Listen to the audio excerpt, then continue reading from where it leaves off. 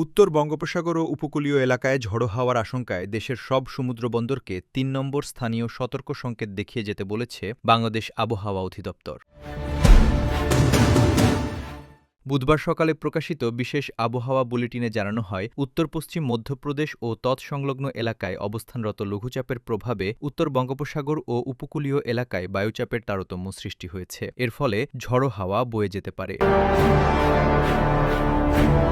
এ কারণে চট্টগ্রাম, কক্সবাজার, মোংলা ও পায়রা সমুদ্র বন্দরকে ৩ নম্বর স্থানীয় সতর্ক সংকেত বহাল রাখতে বলা হয়েছে। এছাড়া উত্তর বঙ্গোপসাগরে অবস্থানরত সব মাছ ধরার নৌকা ও ট্রলারকে পরবর্তী নির্দেশ না দেওয়া পর্যন্ত উপকূলের কাছাকাছি থেকে অত্যন্ত সতর্কতার সঙ্গে চলাচলের নির্দেশ দিয়েছে আবহাওয়া অধিদপ্তর। পরিস্থিতির ওপর নজর রেখে প্রয়োজন অনুযায়ী পরবর্তী নির্দেশনা দেওয়া হবে বলেও জানিয়েছে আবহাওয়া office. Desk report, press desk, BD.